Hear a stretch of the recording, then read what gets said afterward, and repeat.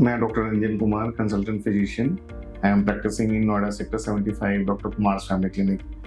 आज मैं डिस्कस करना चाहता हूँ आप लोगों से डेंगू फीवर जो काफ़ी ज़्यादा आजकल हो रहे हैं, उसके बारे में आप लोगों को कुछ सलाह देना चाहता हूँ। जैसा कि हम देख रहे हैं पिछले कुछ दिनों से डेंगू केसेस काफ़ी बढ़ गए हैं नोएडा में, और बरसात के बाद ये अक्सर रहता है कि डेंगू फीवर काफ़ी ज़्यादा बढ़ जाता है। उसके केसेस कई लोगों को हॉस्पिटलाइजेशन की ज़रूरत पड़ती है, और कई बार ये काफ़ी क्रिटिकल और जानलेवा भी होता है। मैं बताना चाहता हूँ डेंगू फीवर के बारे में कि किस तरह होता है।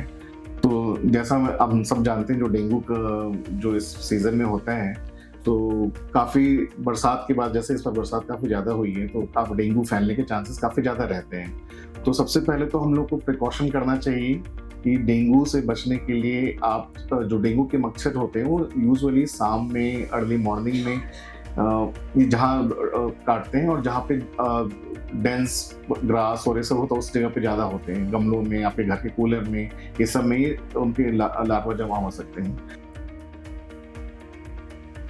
डेंगू जो फीवर है वो 3 स्टेज होता है इसके। जब फर्स्ट स्टेज में जो इसके सिम्टम्स होते हैं, काफ़ी तेज़ बुखार होता है, बॉडी एक होता है, शरीर जैसे इसको ब्रेक बोन फीवर कहते हैं, शरीर एकदम टूट जाता है, उल्टियाँ, लूज मोशन, ये सब सारे सिम्टम्स हो सकते हैं। पहला फेज 2 से 3 दिन तक रहता है। सेकेंड फेज होता है जिसमें प्लेटलेट गिरते हैं, ये 3 से 4 दिन का होता है। ये फेज क्रिटिकल होता है।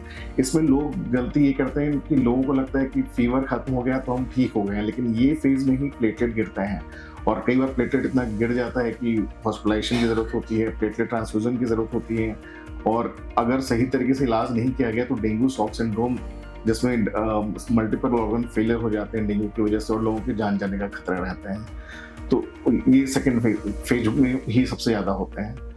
थर्ड फेज होता है 3 दिनों का, जो 7वें से 10वें दिन तक होता है, जिसमें रिकवरी होती है, जिसमें प्लेटलेट्स बढ़ना शुरू होते हैं और पेशेंट की रिकवरी होती है। तो सबसे ज़्यादा हमें ख्याल रखना होता है जब डेंगू हो, तो फीवर बॉडी एक के साथ हो, आपको शरीर टूट रहा हो, आपको लूज मोशन, उल्टियाँ हो रहा हो, तो आप नज़दीकी डॉक्टर से मिलके उसकी डेंगू की जांच कराएं। बाकी डॉक्टर से मिलके इस बीमारियों की जांच कराएं, और पता चलता है कि डेंगू है तो उसका सही से ट्रीटमेंट करें। सबसे ज़्यादा इसमें इम्पॉर्टेंट होता है कि आप लिक्विड का इंटेक ज़्यादा रखें, कीवी वगैरह, नारियल पानी वगैरह, ये सब फ्रूट्स वगैरह लेते रहें। अपने प्लेटलेट की समय समय पे जांच करते रहें। अगर प्लेटलेट काउंट 50,000 से ऊपर रहता है, तब उस केस में आपको हॉस्पिटलाइजेशन की नीड नहीं होती है। 50,000 से ऊपर रहता है तो आप उसका ट्रीटमेंट घर पे ओपीडी बेसिस पे डॉक्टर के साथ हो सकता है। प्लेटलेट अगर 50,000 से नीचे जाते हैं, तब भी डेंगू फीवर में आपको हॉस्पिटलाइजेशन की ज़रूरत होती है।